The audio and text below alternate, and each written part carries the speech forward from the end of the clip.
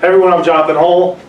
We're Team A. Over here we have Andrew Briggs. He's been heading up the controls. He's also been helping out a lot with the manufacturing. Corey Perufo's been taking up the mechanical design, heading it up. And over here we have Daniel Betts, who's been helping out with the analytics. Over here, you've already heard it a few times with the previous groups, but we have your problem statement. It hasn't changed since we first been given it and approved with you guys over at ABB. But right here, more importantly, what we have are all the design constraints that you provided us. And the purpose here is we're going to be going over each of these individually throughout it, just to show you how we've hit them. And hopefully at the end, you'll see where we've exceeded some, where we've had to do some adaptations that have been approved. All right, so now I'm going to turn it over to Daniel Betts. He's going to go over the design process. Okay, this slide is focused on the design process. It includes several tools that we use throughout the entire process. The first one is the PDS, which contains all of our requirements. We've been updating it, modifying it, keeping it up to date.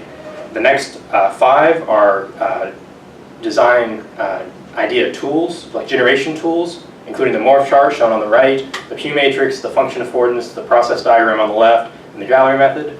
And then the last 2 are evaluation tools used to create our final solution. So these are ISO views of the final solution.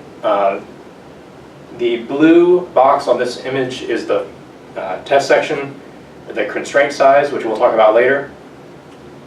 Okay, overall system layout. This is a slide that includes several of our big picture ideas, including the total estimated cost, the final weight, the space constraints, which we'll talk about on the next slide, the overall drivetrain, and some ergonomics and modular design. Now I'm going to hand it over to Corey Perufo. All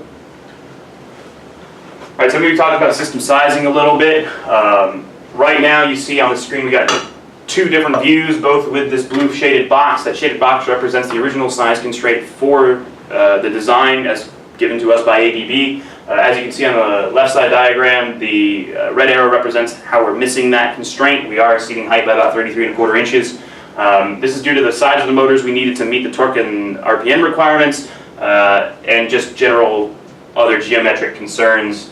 There's also some slight overages on the length and width constraints from some non-critical components such as cable connectors and eye-hooks. If you could go on to the next slide for me. Okay, on this slide I'm going to talk about the ways we're generating the misalignments. This has been really driving the whole complexity of the design effort on this project. So we're going to talk about the geometry a little bit later when we go over the prototype, but just to go over on the final design, how we're supporting these misalignments. We've got some square bearings supporting a linear motion driven by a servo motor into a 90-degree gearbox. That drives a lead screw nut combination to make that linear motion happen.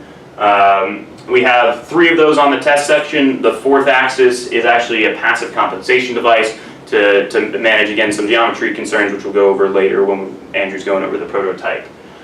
This is an animation demonstrating all the configurations of the misalignments the final design is capable of achieving.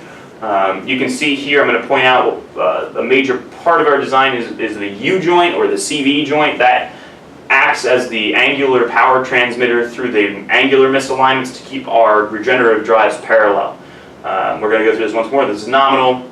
Oh, I'm sorry. Go back. Yep. Parallel. 2 parallel configurations. 2 angular configurations.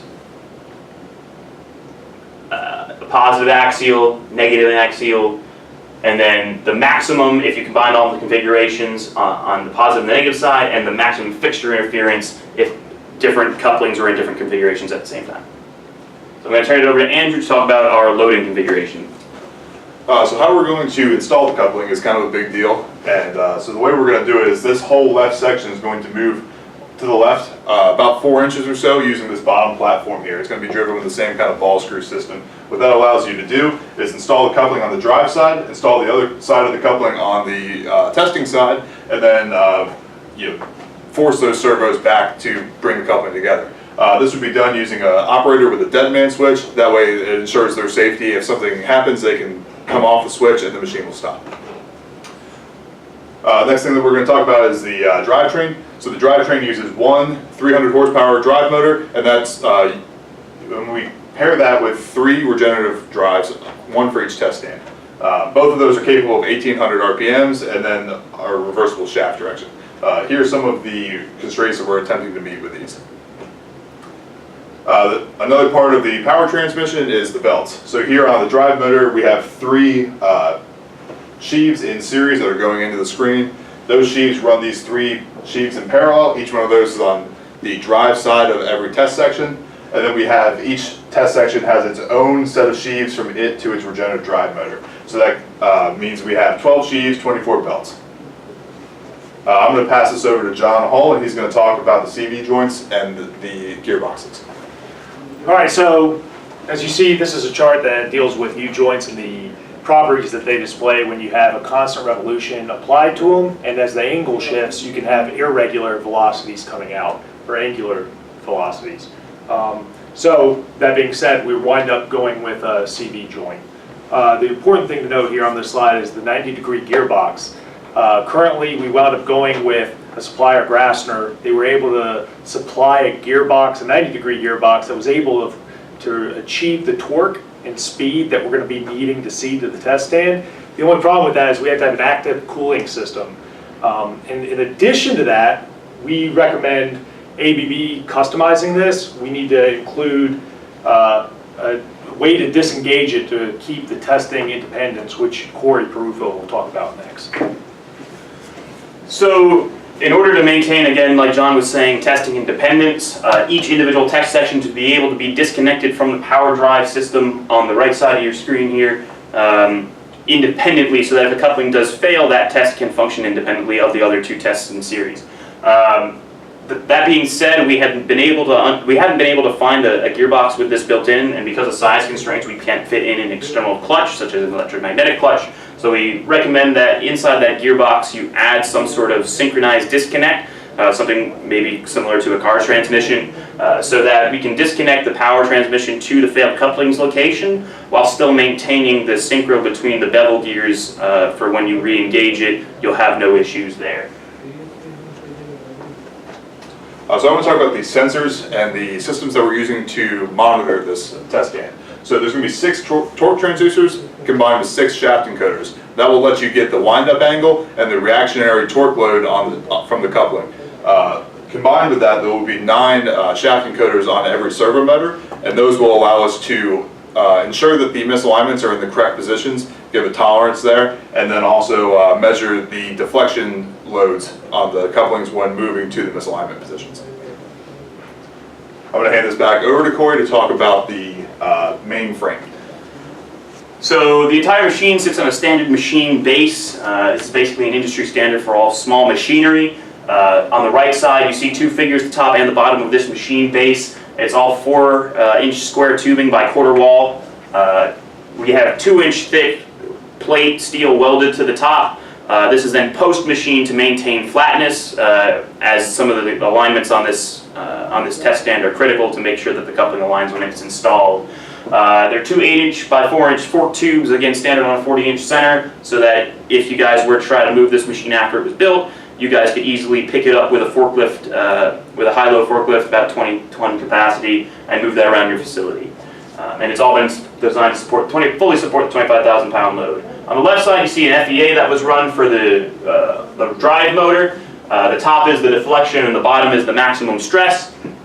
And again, everything you see here is designed based on ASTM A36 steel. We have about an N4.2 safety factor on the stress side, and maximum deflection about 5 thou on the deflection side. So that was approved and verified. I'm going to turn it back over to John to kind of recap the final design. All right, so hopefully it was clear, and if you guys have any questions, we'll go into it after the prototype section. But we feel like we've exceeded the testing independence if you're able to implement the 90-degree gearbox. The areas mainly that needed to be modified, which we went ahead and got approval for, was the space consideration. And with that being said, we feel like we've met all the additional criteria that you originally set forth. I'll now turn it over to, oh, I can talk about this. Yeah. Here we have a GIF similar to the initial one you saw for the final design solution. As we go through, it's going to go over the same misconfigurations, but here's the axial, parallel, angular, max angular, and then back to the nominal position. With that being said, here's Daniel Best to talk about the main driving components of the prototype. Okay, so now that we talked about the final design, we're going to talk about the prototype that we built. The main purpose of the prototype was to demonstrate these main constraints, most of all being the misalignment generation, but it also needs to be able to demonstrate the guarding and the misalignments, as well as the installation of the coupling. It is a scale model, so it only has a 1-inch shaft as opposed to the 1 7/8 shaft on the full design. So the way the misalignments are generated in the prototype, so the axial, which is driven by motor 3 here, is compensated by the springs, which are shown by 4. The parallel is generated by driving motors 2 and 4 in the same direction at the same speed. The angular is driven similarly by it's driven by 2 and 1 at the same speed for parallel, and 2 and 1 at different speeds for angular. Now we'll show you a video. Yeah, we'll now show you the video of how the prototype functions. It'll be 1 minute and 11 seconds for those concerned. And that's the end. Questions?